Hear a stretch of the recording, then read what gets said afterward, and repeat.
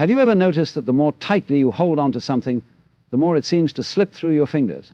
It's as if the act of grasping is what causes the losing. We cling to money and feel poor. We hold tightly to relationships and feel alone. We obsess over time and feel it's always running out. And so we suffer not from life itself, but from the way we insist it must unfold. This is not a talk about giving up. It's about finally waking up. So if you're tired of feeling overwhelmed, anxious, or like you're chasing a life that keeps moving faster than you can catch, stay with me. Because what I'm going to show you is not how to fix your life, but how to finally let it flow. We like to believe we are the authors of every page in our story. But have you ever tried to stop the sun from setting? Or make a tree grow faster by shouting at it? Control is a comforting illusion, a trick of the mind. And yet, most of us shape our days around this illusion. We cling to outcomes. We plan every step. And when things fall apart, we fall apart too. But here's the thing, life was never meant to be controlled. It was meant to be experienced. Letting go is not giving up. It's giving in to the deeper intelligence of life. You don't breathe yourself. Your heart beats on its own. Wounds heal. Dreams rise. Rain falls. You are part of that same intelligence. And when you release the grip, you return to the rhythm you forgot you were part of. This is where ease begins. A dancer doesn't control the music, she moves with it. She doesn't fight the beat, she surrenders to it. Likewise, detachment is not disinterest. It's the freedom to move with life rather than be dragged by it. Once you stop resisting the unknown, it becomes an adventure. Once you stop clutching every outcome, life begins to surprise you again.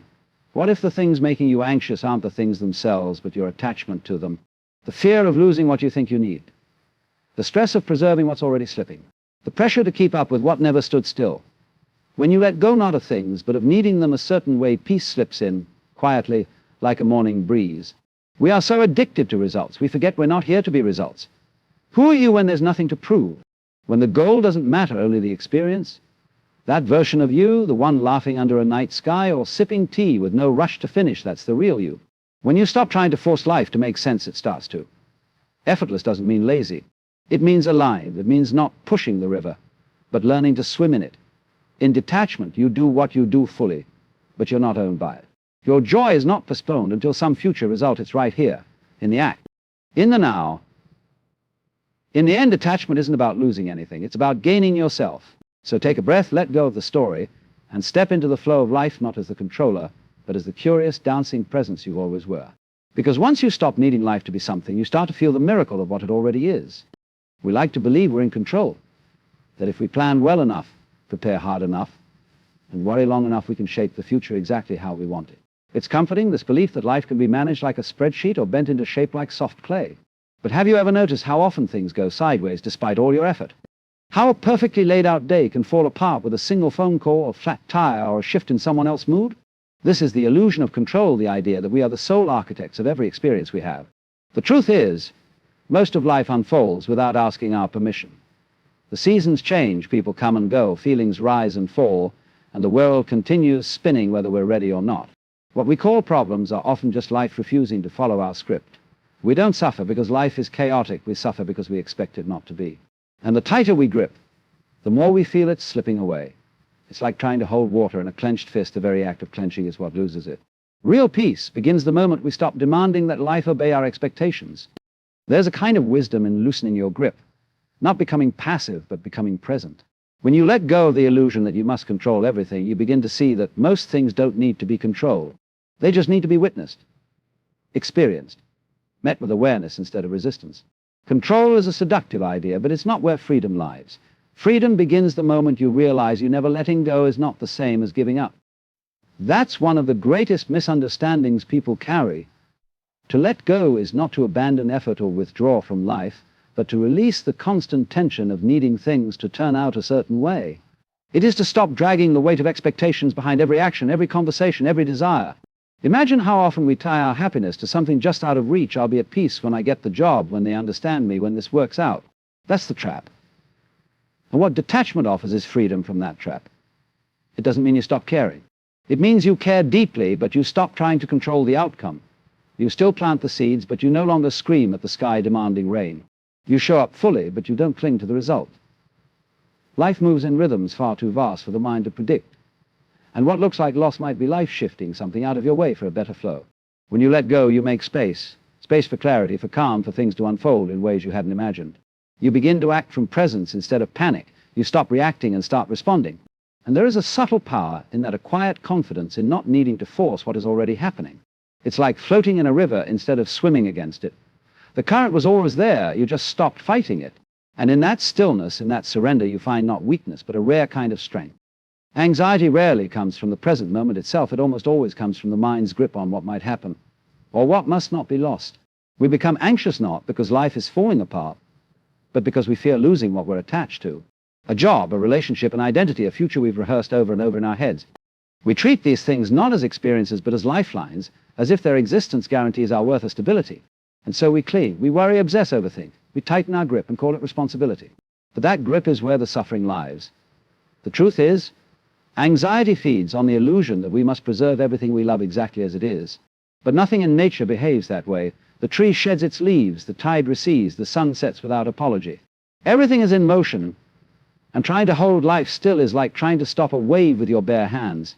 When you detach not with indifference, but with openness, you begin to realize that peace is not found in keeping everything in place.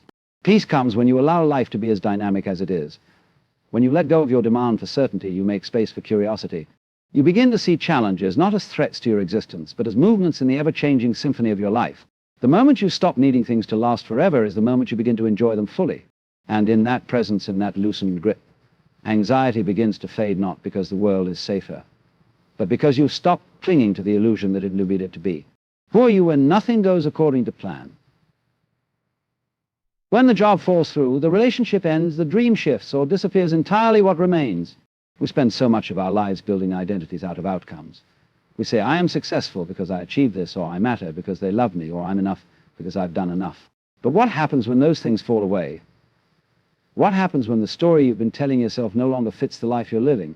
That's where detachment becomes not just a tool, but a doorway to yourself. Because beneath all the roles and goals is something far more constant, something not shaken by success or failure. Detachment doesn't mean you don't care. It means you're not defined by what happens. You are not your resume, your follow account, your relationships, or your reputation.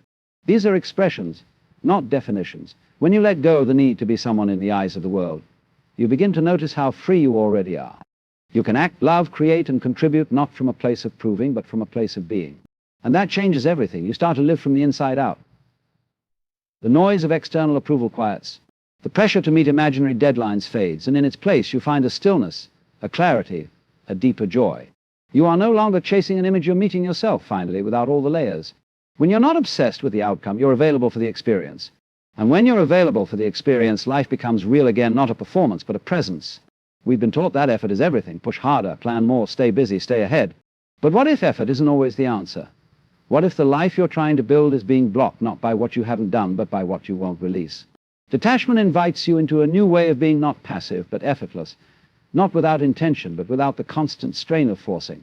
Imagine a sailboat. The wind carries it forward not because it's fighting the sea, but because it's aligned with it. The sailor adjusts the sails, but doesn't try to push the boat by hand. That's the energy of effortless living. It's not lazy, it's intelligent. It listens. It responds. It knows when to act and when to allow. Most of us burn out not because we're weak, but because we're constantly trying to control things we don't have power over. We confuse movement with meaning. But effort without alignment is just noise. Detachment helps you tune in to what actually matters. When you're not tangled in outcomes, your actions become cleaner, more purposeful, more rooted. You don't chase, you attract. You don't demand, you invite. And in that space, life begins to cooperate with you. You find flow. Conversations deepen. Ideas come easier. The need to prove dissolves.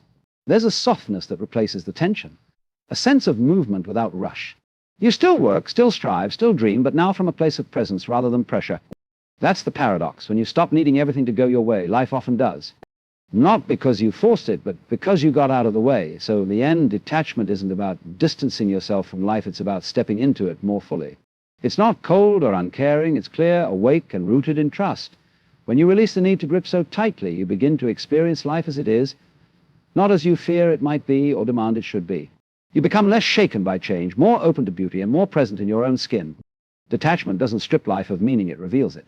Because when you're no longer trapped by outcomes, you finally have the freedom to live, to love, to move through this world lightly and completely without needing to hold on to anything at all.